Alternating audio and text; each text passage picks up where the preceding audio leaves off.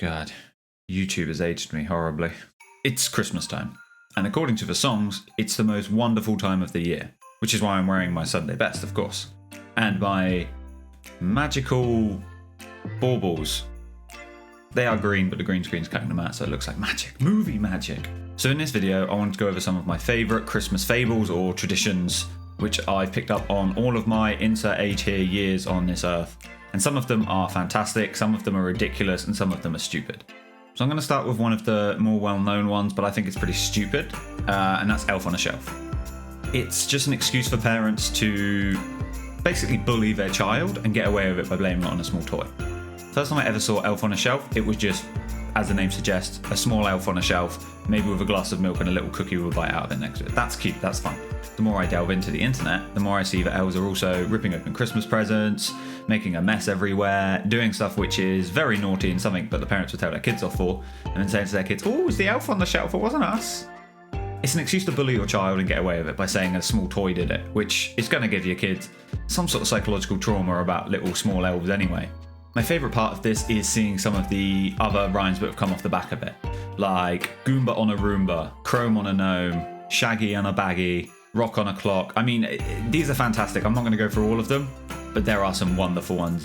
One of my personal favourites is Waluigi on a Squeegee. I don't know why, I just really enjoy that one. Next one I'm going to go into is, I'm pretty sure, from Austria, and that's Krampus. Most people have heard of it. They even made a film out of it, or at least one film. There's probably more. It's like a demon man who goes around with Santa Claus, and instead of Santa giving the bad kids coal, Krampus punishes them. There is literally a folklore for kids where if you are bad, the demon man will come and punish you. I don't know if he kidnaps you, he hits you with logs, I don't know. But I can't understand why this is going to kids. I understand that if you're naughty, you'll get coal.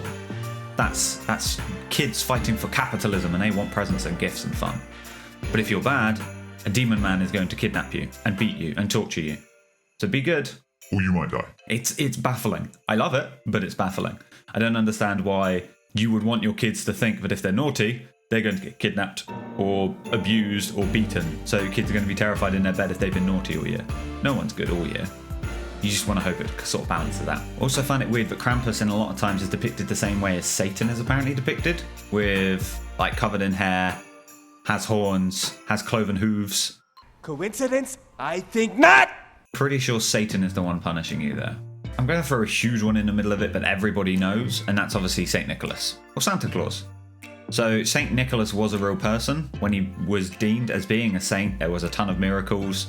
So he's a great person, he helped, he was very charitable, there were miracles around him, he's kind of magic. That was the original St. Nick. Santa Claus was then loosely based around him because he had a legendary habit of secret gift giving. So he would give gifts to people, they wouldn't know who it was from, but he'd do it to help people out, help people less fortunate. I don't know how exactly they then took St. Nick, a real person, and made him Santa Claus. But I'm glad they did, because Santa Claus is a pretty cool tradition. Santa Claus didn't used to wear the red suit we all know and love now, and definitely not a suit like this. If Santa Claus wore a tie, I think he was a much sharper fella, but he didn't. He used to be seen more wearing sort of brown-coloured suits, or even green at one point. But Coca-Cola got involved, and they started to brand Santa Claus, and then Santa Claus became red, black, and white. And it's stuck ever since. You don't think of necessarily Santa Claus and Coca-Cola being combined, other than the Coca-Cola truck that goes around and visits and it's got all the lights on and you see the adverts. That used to be a symbol for Christmas has begun. You'd see the adverts on TV for the Coca-Cola truck, or you'd have it visit your town, city, whatever, and you could go to the Coca-Cola truck and get a picture with it. They're probably not doing it this year for reasons. But now he's red because of Coca-Cola. So next time you see Santa Claus and you start feeling thirsty, they've got you.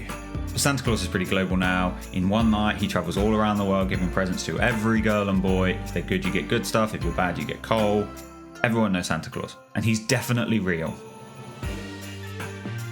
So the next one is one of my favourite traditions I've only heard of in the last couple of years by a couple of friends of mine, and that is the Catalonia Poo Log, or the Tio de Nadal.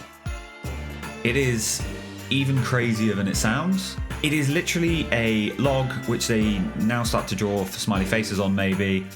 They put part of it in the fireplace, if they have a fireplace, and they have to beat it with sticks to make it poo presents. I shit you not, pun intended. So on Christmas Day, or some houses Christmas Eve, you put this anthropomorphized log partly into a fire, and order it to shit presents. To help it shit those presents, you beat it with sticks.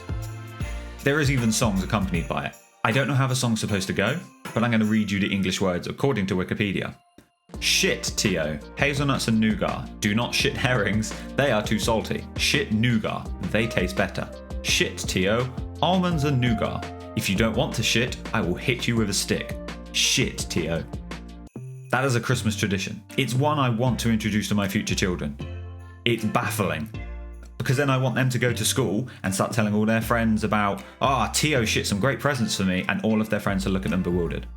That might be bullying. I might not do that. But it is a fantastic tradition I'd love to see come to the rest of the world. It's weird, but not much weirder than a man coming down your chimney and leaving presents under a tree.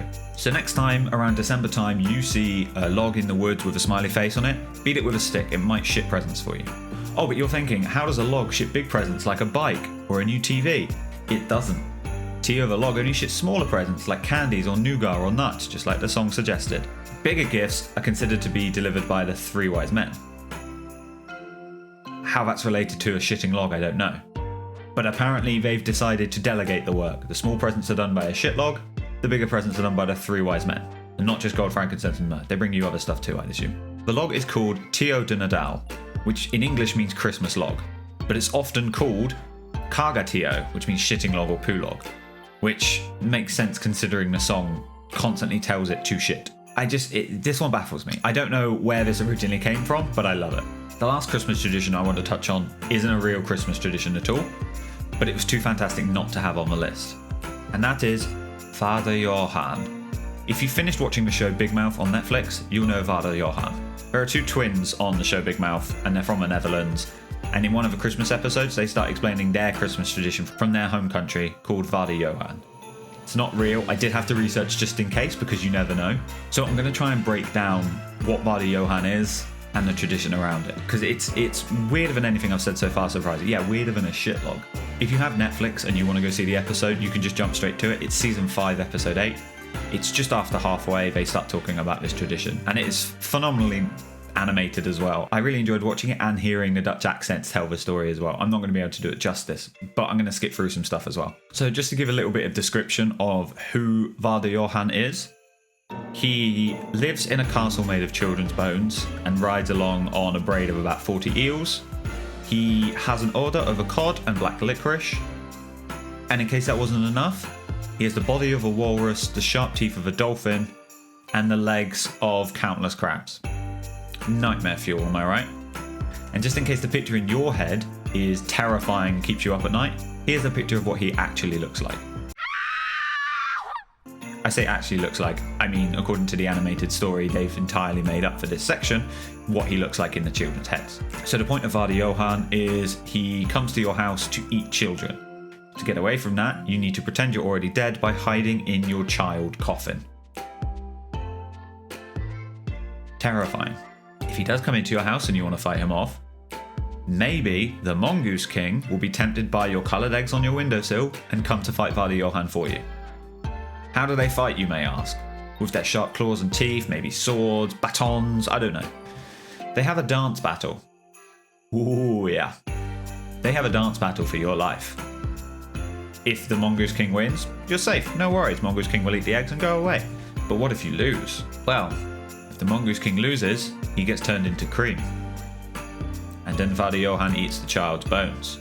I don't know. It's baffling. I don't know how they sat down in a meeting room and came up with this. I fucking love it though. I wouldn't so much love it if Vader Johan came to my house, but you know what I mean. It's well done, it's well drawn, animated, voiced. If you haven't watched the episode, I'd highly recommend doing so, or Vader Johan will get you. But remember, the first thing you need to know about Vader Johan is... Once you hear the story of Vader Johan, you must share the story of Vader Johan, or you'll be consumed by Vader Johan, which is like dying, but it's worse. But enough about Vader Johan, the definitely real Netherlands Christmas tradition. Are there any traditions or fables, whatever you want to call them, in this list you hadn't heard of, which you're now going to bring into your family and do year on year? Are there any I didn't mention that you know of which are absolutely baffling and mind-blowing? Let me know down below in the comments. But otherwise, have a festive period and a happy new December. Until next time, see ya.